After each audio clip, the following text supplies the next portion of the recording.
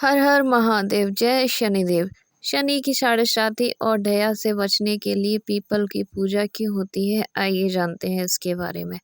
सभी नवग्रहों में शनि की चाल सबसे धीमी मानी जाती है। वहीं शनिदेव के बारे में यह भी मान्यता है कि शनि लंगड़ा कर भी चलते हैं, यानी उनके पैर में कुछ विकार भी है। असल में इससे जुड़ी एक पौराणिक कहानी भी मिलती है। पिप्पलाद ऋषि से जुड़ी इस पौराणिक कहानी में इसका उल्लेख भी मिलता है कि शनि की साढ़े साथी और ढैया से मुक्ति के लिए पीपल की पूजा क्यों की जाती है, आइए जानते हैं इसके बारे में। शनिदेव की कहानी शुरू करने से पहले प्लीज़ हमारे कमेंट में जय शनिदेव जरूर लिखें। देवलोक पर वृत्तासुर राक्षस के अत्याचार दिन प्रतिदिन बढ़ते ही जा रहे थे। वह देवताओं को भांति भांति से परेशान कर रहा था।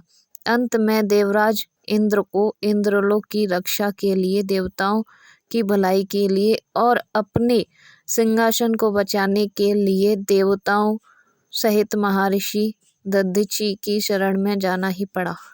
महर्षि दधीचि ने इंद्र को पूरा सम्मान दिया तथा आश्रम में आने का कारण भी पूछा। इंद्र ने महर्षि को अपनी व्यथा सुनाई तो दधीचि ने कहा कि मैं देवलोक की रक्षा के लिए क्या कर सकता हूँ।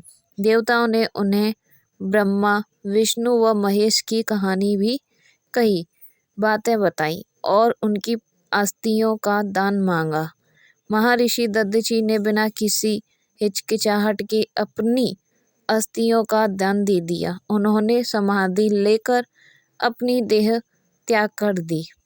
वहीं जब दधीचि ने अपना शरीर त्यागा तो उस समय उनकी पत्नी आश्रम में नहीं थी।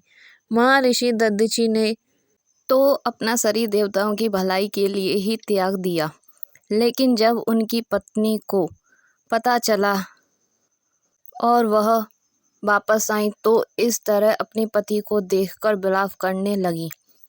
दधीचि की पत्नी इतनी शोकाकुल हो गई कि उन्होंने अपनी देह त्यागने का भी फैसला कर लिया। यह स्थिति देखकर देवताओं ने उन्हें बहुत मनाया और क्योंकि वह गर्भवती थीं, देवताओं ने उन्हें अपने वंश के लिए जीने का सुझाव दिया, लेकिन गवस्तिनी नहीं मानी। तब सभी ने उन्हें अपने गर्भ को देवताओं को सौंपने का निवेदन किया। इस पर गवस्तिनी राजी हो गईं और अपना गर्भ देवताओं को सौंपकर स्वयं सती हो गईं। देवताओं ने गवस्तिनी के गर्भ को बचाने के लिए पीपल को उसका लालन पालन करने का दायित्व सौंपा। कुछ समय बाद वह गर्भ पलकर शिशु हुआ तो पीपल द्वारा पालन पोषण करने के कारण उसका नाम पिप्पलाद रखा गया। ऋषि पिप्पलाद को भगवान शिव का अवतार भी माना जाता है। उनका नाम पिप्पलाद इसलिए पड़ा क्योंकि वह पीपल वृक्ष से ही जन्मे थे। इनका नाम जपने वाले व्यक्ति से शनिदेव दूर ही रहना पसंद करते हैं। पिप्पलाद ऋषि ने शनिदेव की चाल को मंद कर दिया। पिप्पलाद ऋषि को जब बड़े होकर पता चला कि शनि प्रकोप और उनकी वक्र दृष्टि के कारण ही उन्हें अपने माता पिता को खोना पड़ा था, तो उन्होंने शनि पर प्रहार करने और उन्हें मारने की भी कोशिश की थी। ऋषि पिप्पलाद के प्रहार से शनि डर गए थे क्योंकि वे शिव के अवतार थे। तब शनि अपने प्राण बचाने के लिए पीपल के वृक्ष के नीचे छुप गए थे। तब पिप्पलाद ऋषि ने शनि को पीपल के वृक्ष के पास ही छुपा देकर ब्रह्मदंड का प्रयोग किया।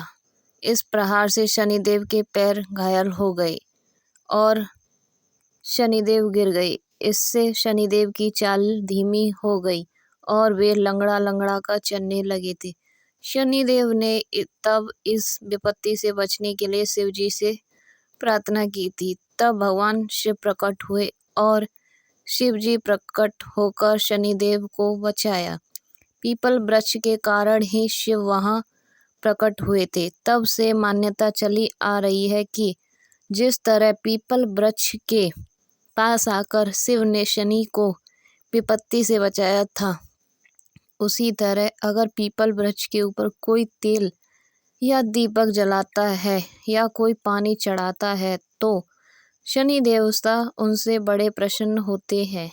इससे शनि की साढ़ेसाती और ढैया से मुक्ति मिलती है। वहीं ऋषि पिपलाद के तप से प्रभाव पीपल की पूजा करने वाले लोगों से शनिदेव के नकारात्मक प्रभाव भी दूर रहते हैं। पीपल वृक्ष के चारों तरफ लाल धागा बांधने से पति की लंबी आयु भी होती है और सब देवताओं की बड़ी ही कृपा रहती है। Thank you for watching this video. Please subscribe to my YouTube channel and please like my video and support me. धन्यवाद। आपका दिन शुभ।